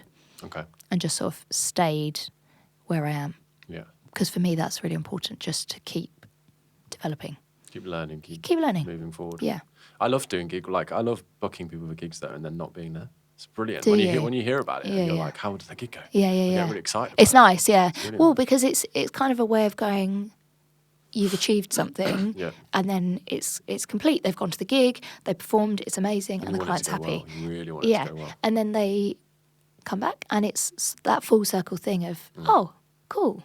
And that's really nice. I mean, if I could get that for all of the businesses, I'd be happy. Yeah, and then I'm like, that, and have time with my family, and have time for my relationship, and all of the above, and time for family. It's just, it's hard. It is hard, but then some people at work 5 days a week. That's the thing, we can kind of pick and choose, as well as like picking and choose the gigs that we do, who's on the gigs. Yeah. We can also kind of pick and choose, which is a very fortunate position. My sister said to me, I remember, I think I was tired after a gig, and, I was probably moaning a bit and just saying I was tired and it'd been a difficult night. And my sister just reminded me that some mums do this on their own and they work full time. Yeah.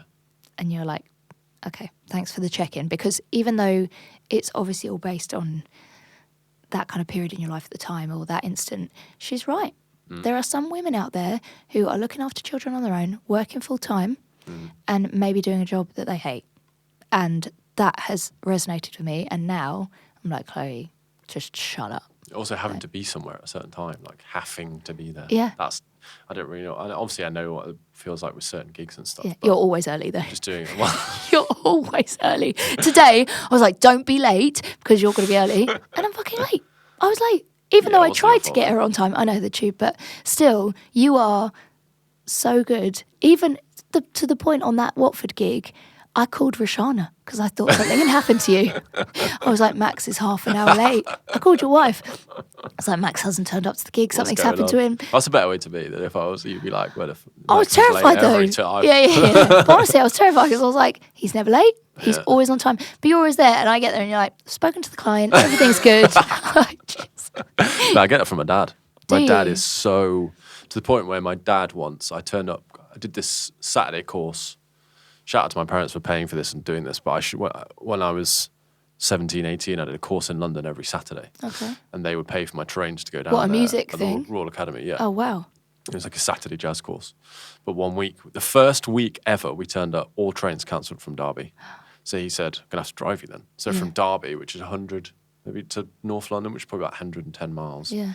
He drove me to the thing, dropped me off at King's Cross. Wow. So I could go do the gig. And then he said he went to work afterwards in Manchester.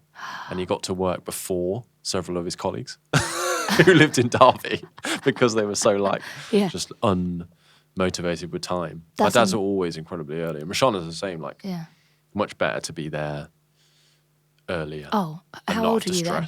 How old were you when you did that course? 17, 18. That's the thing. Same with my parents, the opportunities that you get when you're growing up, just camps, things like that, exposing them to things like that, just coming down from Derby to London, not just London, to the Royal Academy to do this incredible course that at the time you probably just think, oh, I'm just going to do this. Yeah. We don't realise when we're doing it how much it's going to impact our future life. Mental. And the guy who ran it was the keys player from X Factor, and he was like a writer of not just jazz, but pop, big tunes. Of pop Super music. Inspirational. So he was just amazing to work And you don't with. realise when you're doing it how valuable those experiences are. 100%. And I have to think that every time I'm taking Amelia to ballet on Saturday morning, I'm like, am I the pushy mum? But I know she's going to get something from it for her, even if it's a confidence thing or just enjoying music. I watch her and she shakes in time. And just little things like that. I'd never force her to do something she didn't like. But as my parents gave me every opportunity. And even, when I said I want to do music, and they kind of encouraged me to get a degree prior to going into music. So I don't really know anything about singing in terms of, I've learned obviously over the last 15 years, but I'm not trained like you. I didn't have the same kind of education on actual music theory, but having parents that support you in going into the arts and paying, it's expensive. It is really expensive. It's really expensive. And saxophones are so expensive. Oh my goodness. Even to just buy an instrument. That's crazy. Yeah. And I went back to my primary school at the end of July. Oh no, it must have been June, because my head teacher from my primary school was retiring after something ridiculous, 50 years or something, or she'd been there a really long time. And she was so hot on having music there. And they had instruments for the kids to pick up. And this little boy, it was really sad actually, there was a little boy whose dad had had a stroke and was in hospital, and she knew that his therapy was music, and so every morning he got in early and played the piano in the music room. How lovely is that? And she just said she knew that he needed that, and then she pulled him aside and the boy played the piano part for Adam and I. He was insane, absolutely insane, but she'd kind of, it wasn't just an enjoyment thing, she also has seen a talent, a talent in him that she can nurture and go, well, you're incredible at this. Let's do this more. And it might not be the academic route that some parents might want their kids to go down, but look at how amazing he is. Yeah, music's so good for that as well. Oh, it's escape as well as just doing fun things. It's so useful. It's the best thing ever. And look, hey, maybe my daughters won't be into it as much as we are, but I definitely want the option to be there for them to do it, to have. I don't know if you had a piano in your house. I mean, it was a luxury having a piano in your home because my dad decided probably when he was 40 that he'd play a bit of piano. How random. Yeah. Well, why do these guys do this? I'm going to play, actually, he'd learnt a little bit. And all I remember playing was do-do-do-do-do-do-do, what is it, chopsticks? Yeah. And it's a better type of midlife crisis though, just doing piano. 100%. Yeah. 100%. But I think there's also enjoyment for people outside of the music industry with music, and that's, but yeah, seeing, going into that primary school and seeing how Mrs. Carson had gave all the children the option. It wasn't just, oh, your kids can buy a saxophone or your kids can buy a piano. They were just there for everyone to use. And that's amazing. And I think that's so important and that definitely helped me. I'm sure it helped I think what you're saying about not being trained, I think I go the other way as well. A lot of musicians that I know need to do something that's not music. And they should have, I think a lot of them, some of my people that I know do the best in the industry, did something that wasn't music for a bit. Yeah. Like, I did sales for like a year when I was like 18, 19. Had a sales job. Selling. I just sold like IT solutions. Really? To like, I got like things like P&O ferries and stuff. Oh. So weirdly, I was very good at it. Yeah. Don't know why. But I have so many skills that I translate from that, just doing a year of it, that I still use to this day. Yeah. Like some really good skills. And I think some musicians would maybe try doing other things sometimes because those kind of managerial or those things that are different from music give you good skills to be more like business, to think like business, a business person, not just a musician. And discipline. You know, obviously you have to have so much discipline within music to get to a certain point, but just, you know, like turning up on time. And not just practicing your instrument, doing other stuff. Yeah, being presentable, being polite and all of those things. It's that's one good thing. That's one thing I've learned from you. It's like always saying hello, being really friendly to the client, always saying goodbye to the client, always like talking to them on their level and being like finding something that you can compliment about them and finding something that's like a good ground. You're very good at that. Finding like a mutual ground and just being smiley and saying hello, because a lot of musicians forget about that. And at the end will be like, but I won't even say bye to the person or bye to the client. That's such an important thing, just to chat to them and make them feel comfortable. Like I've definitely learned that from you. I get so many lovely clients. And I think I just feel really, and also they're so cool. A lot of the people we meet are so cool. It's like last week, I think the bride and groom, one was a nutritionist and one's a yoga coach. I'm like, that's so cool. They think our job's so cool. I'm like, I think your job's so cool. What you do is amazing. But we meet so many amazing people. So many amazing people. And I think, you know, I feel fortunate to be in the position that, you know, we go every day, we have a different office. You know, today, I don't know if you've got a gig tonight, but, you know, we got a gig on Sunday, which would be lovely. Nice. And we have so many you go to different venues and you experience different things. We travel to different countries. And there was what's that quote where you enrich your life with, like, travel rather than buying things? So like, rather than spending your money on actual physical things, like going and buying sofas and whatever, spend your money on doing stuff. Experiences. Yeah. Yeah, 100%. Which is... Charlotte's very good at that. Is she? Yeah. Yeah. Because, like, obviously we met and then she was like, bye. You're like, don't do this to me. Woman of my dreams. You're like, you're leaving me. Don't leave me. Yeah. But it is... And I think even like today, I was so nervous. About what? Coming to the podcast. Really? Yeah, and then I actually had to train myself and I was like sitting there and I was like, okay, why are you nervous? Why are you nervous? And I was like, I'm not nervous to chat to you. Like we chat all the time. I think I have this thing where I always think I'm going to sound stupid. Right. And so when somebody suddenly puts a camera on and records you, you're like, why do we get nervous? Even though it's a normal chat. Yeah, and it's something that is so in our face as well at the moment. Like, I definitely find myself, when someone's filming, I find myself turning it on. Yeah. But definitely when it first started, I was like, what's he filming? Feeling Why funny. is he or she filming? Yeah. But then Did you not feel after 5 minutes you didn't know? Yeah, you don't even notice. I forgot you're even filming. Yeah. But also, I was really excited because I was like, push me out my comfort zone, something new. Yeah. And something to talk about. That's one reason I started this. Really? It's because I felt uncomfortable doing it. And I was like, anything that makes me feel uncomfortable, like, you're going to do it. Yeah. And run towards it. I'll do it. Do you think you'll ever develop to have, like, people on the podcast that you sort of have difference of opinions with, so that you, like, who's up next? Who have you got coming on? Who have I got next? I want E-Man to do one. Yeah. I find it funny as well, like the people who, I want to get Mark and Nicole to do it. It's just hard to find time for those two. Of course, they're just super busy. So busy, yeah. I found, it's a funny response. People are like, what are we going to talk about? Yeah. Or they're like, I'm not interesting. Yeah. I get that a lot. Like, I'm not interesting. Yeah. Who have I got next? There's a group in Worthing called Dad La Soul, and he just did a TED Talk, which got loads of kind of hype on YouTube, and it's a group of dads in Worthing and around that area, and they have like meetups where they go and learn new skills, and they just talk about mental health. That's cool. Because obviously they're worried about like men and the suicide rate and all that kind of stuff. So that, and also I know Izzy and Mark who run this Toby Seed charity, Seed Sessions. Oh, I don't know about that. So that's about like, so Mitch Jones is involved with it, and also Ferg. Yeah. It's basically like, and Matt Roberts does some stuff with it as well. It's basically like, because obviously what happened to Toby, it's like mental health for musicians, I think young male musicians. Yeah, it's and so kind important. of giving them like master classes and giving them things to read and talk about different aspects of mental health. That's amazing. So probably going to chat to them. That. They're in Bristol, but I don't know, we'll probably meet halfway. Yeah. But yeah, after Izzy, because Matt is a part of that as well, Matt Roberts, and after that one, she kind of listened to it and she sent it to a few people because we touched upon like mental health as well. Yeah.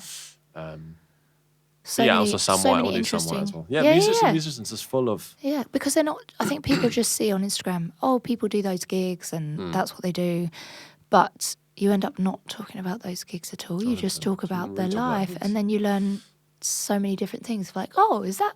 like today, you worked in sales for a year. Yeah. I've known you for 15 years. I didn't know that. Yeah. But things like that where you get to learn about something new about somebody. 100%. And you feel different when you see them again. Because you've talked openly for like an hour and a half. I mean, the one me and Jay did was 3.5 hours in this room. And he loves the chat. I was just like, I literally was like, my eyes hurt. Yeah, he told me that he... he said hi, by the way. He said, you're a legend. Oh, I love Jay. Hi, Jay. He voice notes every day on his walk, he told me, and it translates to his notes. I mean, I love him for that. Mine would just be complete gibberish. Right. Because Adam was like, Chloe, you can talk the hindlegs off a donkey. You're fine. I was like, I know, but thanks, Adam. when you kind of just think. What's he voice note then? Like notes to himself? Yeah, and then great. he said he translates it in. Must have been like last year. He told me. Yeah, which is a really good idea because you get out and you walk, and you're doing it at the same time. I find singers are great for this podcast as well because they're not as like.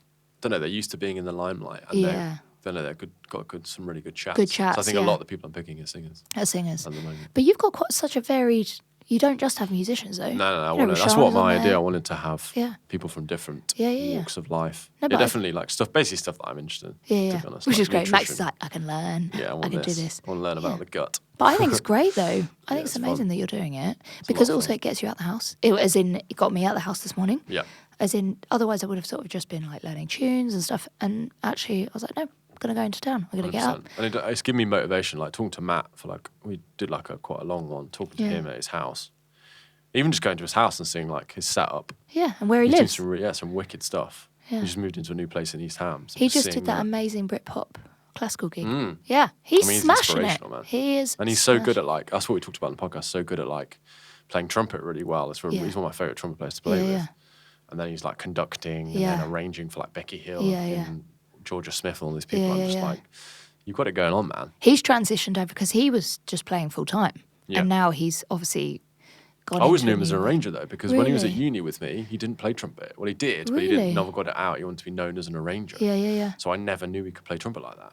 Is that so nice for you then to see him get there? Yeah, it's amazing. Because you've known him from... Oh, yeah. I've known him since he was... the second 2 years of uni, he was doing a postgrad. Yeah. So he was like the writer in college that everyone wanted to play the tunes off because his writing's like insane. So now to see him doing it, amazing. To chat to him. He's mega. We're very lucky, mate. We've got so many lovely... We're surrounded by so many lovely people. There's so many avenues of inspiration, man. I know. So many avenues. Just music. Just look around. In general, yeah. Yeah, we're very fortunate. We are. I try to do that in the mornings. Try and write down what I'm grateful for. Do you? Yeah. That's a really good Don't habit. always do it, but... Yeah, you're like... And on the bad days, you're like, nothing! Yeah. Fuck life. I've had no sleep and I can't do it anymore. You're like, look, I just headbutted the mic. Yeah, honestly. I have one of these at home, but I've never used it in this context. It's cool, isn't it? This helps, really I think. Because I might buy some of these because when I do it, I'm more like on a sofa vibe. Yeah. And then like you do find... Yeah, you kind of move it around. And also your arm gets... Your arm, you're like, this is a workout. Yeah. Oh, you guns. Different kind of podcast then. Yeah, actually, the ones I've seen that you've done, you've been holding them. Yeah. It's funny though, going back to the thing of asking people, because there's certain people that this would be their worst nightmare. Right. And I get it. I understand because they don't like talking about themselves or not. It's hard because it's just a conversation, but I think they just don't like the limelight. Even musicians don't like, even probably E-Man. He's he's very kind of like withheld and reserved. Against social media, you wouldn't think that. No, because he's so incredible and he's an amazing guy and he's super inspirational, and so's his wife. Dude. Yeah, and his wife and family, they're amazing. Yeah. But it's certain personality types, I know why this wouldn't be their thing. Yeah. But some people it's great for, you know, and I'm sort of like in the middle where I was nervous, but I was excited. I want people to just like try it because, like you said, after 5 minutes, you're fine. Yeah, you'll just be like, what? And you find out new things about them. Definitely. And from me watching them last night, I found new things out about Matt and about, you know, Jay and Roshana. Yeah, and Mike. I was, you know, and we found ourselves just sitting on the sofa kind of going through them, because that was me mentally preparing. It's funny, isn't it? My brain is always like preparing for what scenario I'm going to be put in, because I'm not very good being put into scenarios that I don't know. Right. Which is why I hate flying. Right. Because flying is fairly awful though. It's awful. I'm not in control. I'm in a tin can in the sky, and every day I'm like, right, I'm getting on a plane, I'm going to die, this is it. Bye, Mum and Dad. I used to think that every time. Yeah, bye, Mum and Dad, I love you. And now, she's like, I remember we went to Mark DeLissa, we went to Cayman Islands in January, and I was terrified. 11-hour flight. He'd be a good person to come on this podcast. Oh, I don't know him. Mark is... But he'd be a great person to chat to. Honestly, he's the guy. Do you know what? He's one of my favourite people I've ever met. He's super inspirational. He's hardworking. His work ethic is like no one I've ever met. Hook me up, then we can have a chat. Okay, Mark, if you're listening. Come on, Mark. Max on sax. Come on. But he's changed my life. Like, absolutely has changed my life. He's... Surprised you on your wedding day? Surprised me on my wedding day. God, I cried so much when they walked in. I still wanted Scott to come out afterwards. Sweet. Caroline. But the fact that they did that, and the girls had been so funny in the week, they'd been asking me what our wedding song was, and I just didn't even think it would be possible. Nice, yeah. So we walked down the stairs at Islington Town Hall, and I just saw Nick and then Mark with his speaker, which is like iconic because he's always got his speaker on. And I could not control myself because I was crying. Oh my God, he's amazing.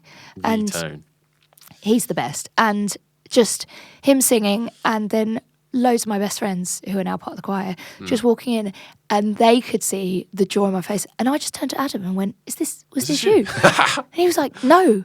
And then I realised it was all Mark and obviously my friends that are in the choir. And it was the most emotional moment. And we just stood there for 3 minutes and listened to obviously the best singers in the UK and an unbelievable arrangement by him. Yeah. And I cried. I just cried. Honestly, I cried the whole of the rest of the day because I couldn't believe, firstly, that they'd done that for us. And secondly, Mark is... Babes as well, right? And Mike, yeah. Mark is one of the busiest people I know. And he'd taken the time to not only do the arrangement, send it to all the guys and turn up on the day. And I just felt really touched that he'd done that for me. But his gigs are, I mean, he's changed my life. He's amazing. And he's not just an inspiration work-wise. The way he is with his family, you know, yes, he's driven. Yes, his work is amazing. But his family are number one. And that is, that's incredible. But we went to Cayman Islands, which was the most life-changing trip. It was beautiful. We went to be part of Cayman Jazz Festival, and when we were out there we did a workshop with the children out there. Nice. And it was just really emotional. Flying, what were you going to say about, because it was linked to the flying? I mean, we cried the whole week. So I got on the plane and I was scared. It was an 11-hour flight and then we had to change over for like a short flight. You feel like comfortable enough with those people, I guess, to kind of say to them, like... I said to them, I'm not feeling it so great. Anyway, Jo Biz, we call her Jo Biz. She's actually called Joanne Breheny, can't even say her name. Jo Biz sat next to me. She's Irish. Right. And she said to me, we should have a double gin and tonic. And she got me absolutely battered on the flight, which was obviously great because I didn't really know what was going on, but also terrible because then when I sobered up, I was like, this is even worse. I am extra anxiety. Terrified. But she, we had a lovely time actually. No, she was amazing and I did it. And now Didn't say it was you told me once it was an unresolved thing that you're scared about. I think just I was scared. That you're scared of, or that you've not resolve something back at home? Yeah, I hadn't like told anybody that I was struggling with like anxiety, and that then they'd find out after I'd been in a plane crash. I know that sounds insane, but that I hadn't been honest with how I was feeling. And so I was so worried that after I have a plane crash and then they find out after I've died. It was so silly. Right. And things that, I mean, I still get it now, but my mum thinks it's from when I was younger. I had grommets and I had an inner ear problem. And so when I used to fly, it used to hurt. Oh, right. And so I've associated the pain and then turned it into a fear, which also does make sense. That makes sense. But I don't think it's the most comfortable thing to do. No, I used to have it a lot more than I do now. Really? Especially if I was hungover. What's made you feel better about it now? Just being healthier, I think. One of the biggest things is being healthier and like just having the therapy for a year. Yeah, and feeling a bit more I was secure. so angry, man. Really? Well, before I had therapy, I was so angry. And so even on the flight, you'd just be bothered. I didn't realise how angry I was, and then I had the therapy, and then it was like someone lifted a weight vest off to me. Just because you didn't have to be I still have like some angry moments now. Yeah. But yeah, there was a lot of anger. I was angry towards people. But you feel like you don't need to be angry anymore. No, because I've resolved it. Of like, I think that's the thing, isn't it? A lot of work is on the inner child, and it's like how your inner child, like, that's why they say people get stuck at an emotional age. Yeah. So they can get to an age, something really bad happens at a certain age. Say if something happens at 10, Yeah. and then they don't develop emotionally past that age. So really, when you're talking to an adult, actually it's a child, because then the responses, and that was happening to me, like my responses were of a child. But then I talk to that guy, the little Max, saw him, like visualize. It's weird, like my therapist got me to visualize little Max. When I first started visualizing him, he was this weird 3D image that you could see through. But it was like he had different colors, and he just kind of sit there, and he was like really bunched. Yeah. And the year that I did therapy, he developed, and he got taller and taller and taller, and then he started gaining like skin and gaining like a body. That's really amazing. Weird. And then you visualize him, and you'd kind of be standing there, and now when I visualize him, he looks like confident, and he seems like comfortable. Yeah. And he's actually like opaque. He's not just like you can't see through him. Yeah. So yeah, he developed over time, and then I think that helped with all that stuff. Yeah. Like with the parenting, like when I didn't do that, parenting seemed way harder because I was fighting trauma and trying to parent children. Yeah. So once I'd talked to someone for a long time. Yeah. And got rid of, you'd not gotten rid of it because obviously it's there, but you had addressed it. Yeah, I wasn't as angry anymore. Yeah, you'd addressed it. Kind of released that trauma. Yeah. Which I think a lot of people, I definitely felt scared of it because it hurts for like a year. Yeah. And it was like a lot of moments of like, Yeah. But afterwards, the freedom's mental. And So you're doing it for your older self. Yeah. You're investing in And for my boys. yourself because Charlotte. absolutely. And that's probably why you took so long to do it, because you didn't want to do it for yourself, because you didn't kind of love yourself. And so when you've got somebody else that you love unconditionally and you want to do absolutely everything for them, suddenly you'll put yourself through anything. You've put yourself through a year of really difficult emotions to get to the point you're at now. Yeah. And that's 100%. I that's think a you've got to have beautiful those thing. hard times. Yeah. Because otherwise, because you also, I said to someone once, like, if, like, it was potentially 20, well, even longer than that. It was like 32 years of thinking a certain way or harboring a certain emotion. It's going to take time. It's going to take like gradual time until eventually you start to feel like it easing. And it's not your fault. Yeah. It's, I think, realising it's not your fault. You were angry for things for stuff that happened when you were younger that you didn't, it wasn't your fault that those things happened. And so you're sort of carrying those around with you, realising that if you can forgive yourself or the other people involved, that then the pathway's clear. And it's the best thing ever to do that, because you feel... I think everyone should have therapy. Oh, I mean... Even though it's painful, I think everyone should do it. Yeah, 100%. I think it would make... But it's better now. People talk about it more openly, like yourself, and it means... And it's more accessible. Yeah. One of my mates, the reason why I did it was I went to Santorini. Yeah. I was going for even though, obviously, look at social media, at that time in my life, I was going for a horrible thing with Roshana. Yeah. Where I'd just been a complete dickhead. Right. Then my mate, who I went with, Ben, he's like really successful, 6'3", like handsome dude. Yeah. And he was like, yeah, I really struggle. I've been going to therapy for like 2 years. And I was like, what? I did not expect that. And just him saying that was like real wake-up call for me. Is that because you saw him and you thought, I thought it was some, your whole life's together? Yeah. Look at you, you're amazing. Yeah. Which is people want to be like you. Yeah, but that's such a wrong assumption, because on the outside, people would look at you and go, you got your life together. Look at you, you know. Back then, social media in a nutshell. Oh yeah, and the front you put on because you don't want people to know. Whereas he obviously was putting on this front that he was okay. Yeah. And no one knows. Yeah. 100%. And that's one also why people have to talk, because they have to speak about how they're feeling. And actually turning up to a gig, your natural thing is to go, how are you? And you go, yeah, good. Even if you've had the worst day ever. Why do we do that? I did that the other day, just said, no, I feel shit. Did you? Not at a gig. Yeah. I don't know if it's weird at the gig thing. Depends who you're with. Yeah. People, if it was you or Scott, shout out to Scott de Jong, by the way. Yeah. But people like trust, I would say it. But I think new people, I would be a bit just like, yeah, good. Because you have to, because you don't want to, we feel it makes us weaker if we admit to not having a good day. 100%. And you are kind of like the party, right? Or the party, or at least the event, or part of the event, which is joyful. And I get there's some part of it is like, okay, I'm dealing with this at home. I won't take it to work. And, you know, but I think we're also expected to be 100% like, hey, especially the instrument you play and being a singer. But I do think it's good for some people to just go. We have that though together, you know, with Scott and everyone in Club Live, that if someone's had a bad day, we just sort of pull it through, and you know that they'll come out of it the other side. But it's so much better to talk, especially 100%. The anger thing. Yeah. But the flying, it's a funny thing, and it's more common than I thought. Lots of people find it scary. I always used to think I'm going to die. Really? I'm going to die on this flight. Which is going to crash. Isn't it silly? I just presumed it was going to happen. I now have on my phone, and it was really, so this year I've had a turning point in it, definitely. Probably because I'm so knackered that I get on and I just forget. I'm like, this is an opportunity to sleep. Yeah, well, because now when I've got kids and I've had no sleep, 2 hours on a flight is a dream. Was it 11 hours you said the one that came? That one was long. Yeah, it's really long. I mean, I think I would feel because you feel a bit trapped and everything. And so... how many gin tonics did you have? She'd just get ploughing me with them. I was Irish like, don't fuck around. Yeah. And she can hold her drink Your second as well. name's the beers. Yeah, honestly.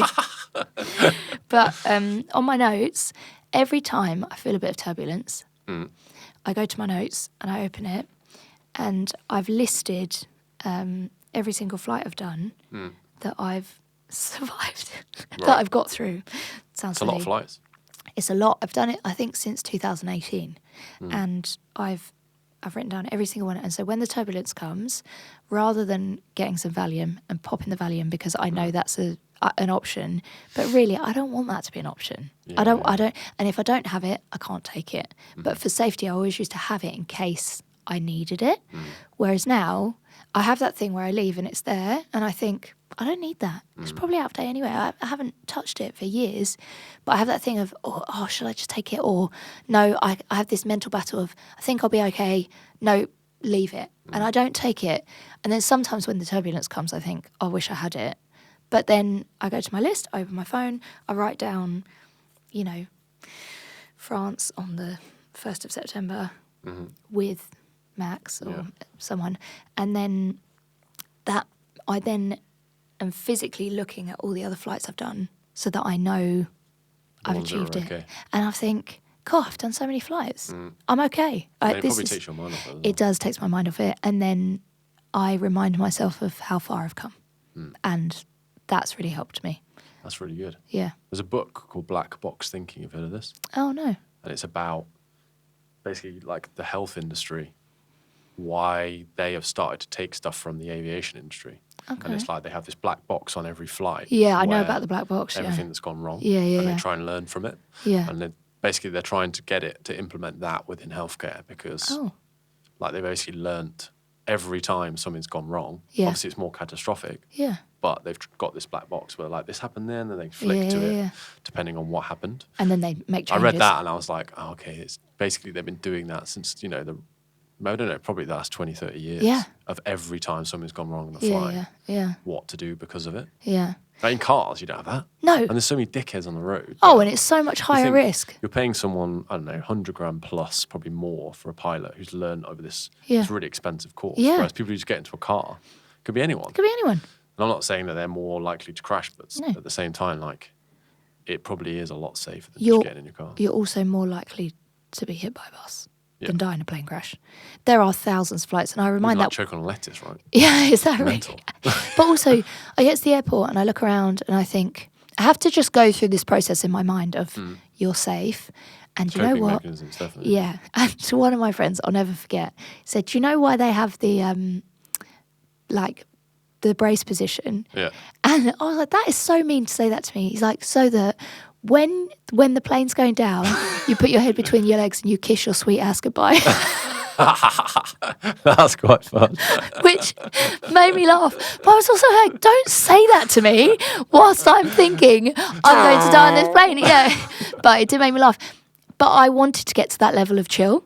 Yeah. And so I've thought about it ever since. Honestly, that was 20 years ago. And I still now think that's really funny. He's like, yeah. And so I've got to a better place with it. Yeah, you can steal that one. Yeah, a better place with it.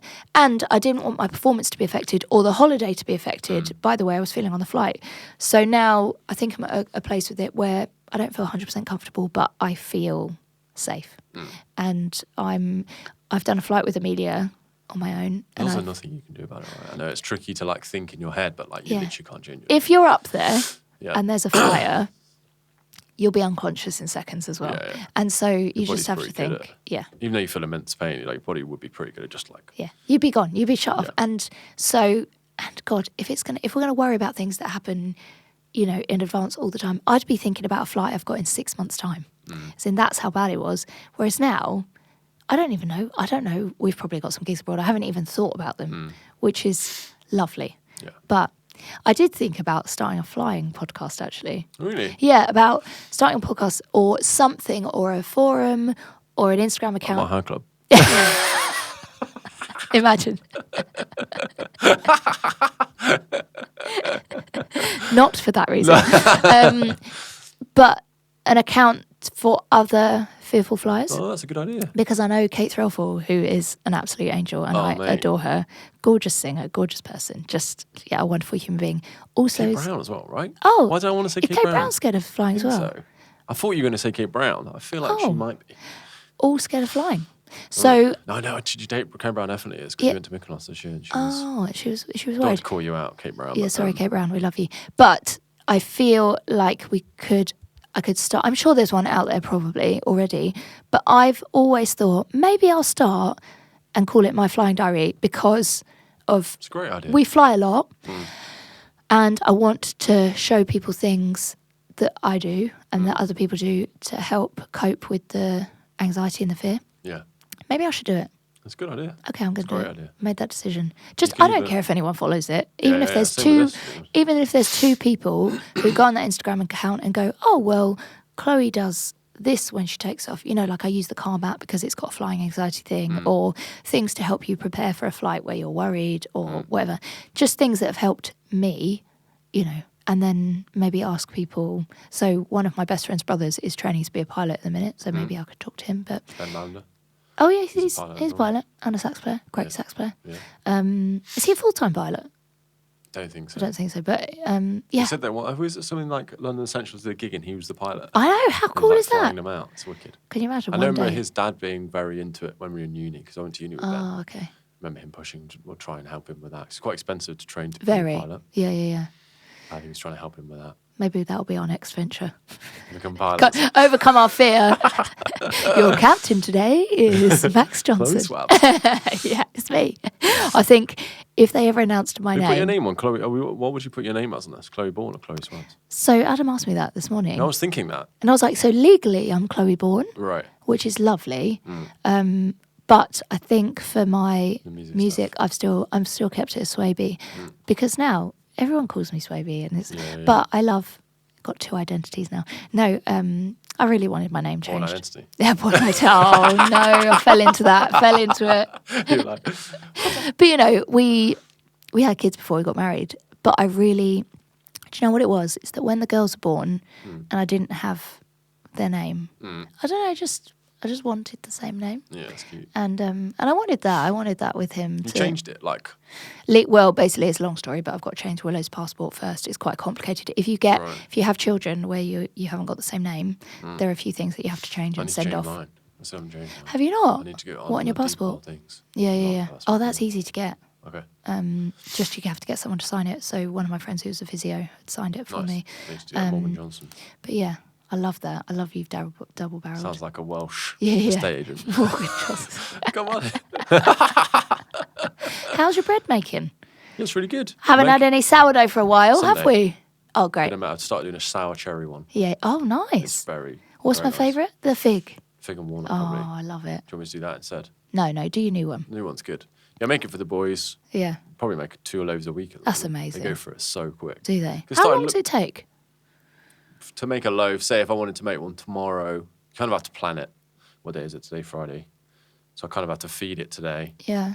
Then tomorrow I kind of make it. Yeah. And then Sunday bake it in the morning for the God, Sunday. it takes ages. So yeah, it takes time. But that's kind of, if you think about it, in like we've made everything so quick. Yeah. And that's what makes everything unhealthy. Yeah. Because it's like the speed. Can we do this? Can we do meat quickly? Can we rear them really fast? Super processed. Whereas if you do everything slowly, like fermentation, which is what the lady came on and talked about, it's like everything's slow. Yeah. And it just takes time. Yeah. Because then you look at the ingredients in bread. If you go on the Yucca app for bread, it's like, oh my God, it's horrendous. It's horrendous. Like 50 ingredients. I know, Stuff I've never heard of. Yeah. Sourdough, the stuff you make is much It's better. 3 ingredients. Literally just salt, water, flour. And the boys have that. Well, you have that at home all the time. You're the best bread maker ever, Daddy. Is that what they say? Yeah. I know, I was thinking, we haven't had sourdough in it. You're slacking. I'm in slacking, yeah. Sunday. Get orders in.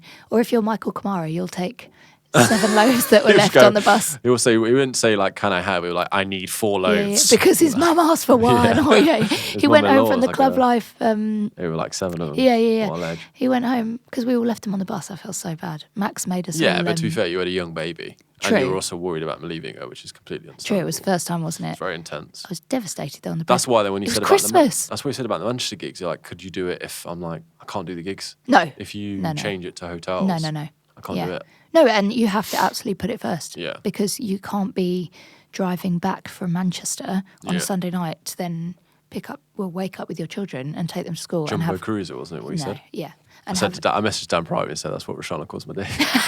No, you didn't. Oh, God. The Jumbo Cruiser. He was like... What did he reply? You wish. You wish, yeah. Thing is, it's like, it's so... Everyone wants different things, though. You know, some people prefer to stay on the bus. I know, it is fun because we get to have chats. And we get to eat sourdough. Yeah, it's true. And eat sourdough, which is great. Just chat. And that's the best part of the gig. You could do a podcast on the bus. I was thinking could we do them on the boat? Oh. Would there be enough downtime? Maybe not. No, it's like 20 minutes. It's not really enough downtime. It's more like an interview, isn't it? Because the beginning, we always have hours. like an hour. We might not be on as early, though, because now we know what we're doing. Yeah, it's true. In December. But you could do it.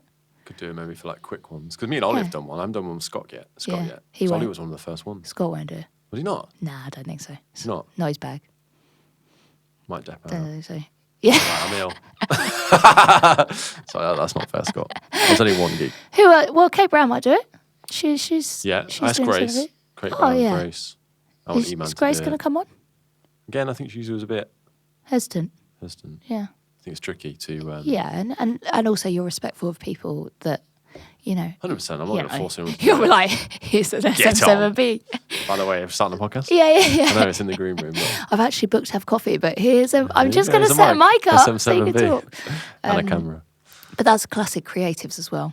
Not wanting to just expose themselves, I guess, in a way. It is, because it's like, it's vulnerable, isn't it? Yeah, but you're not grilling people. No. You're not saying, what are your views on give me your Donald views Trump. on Trump.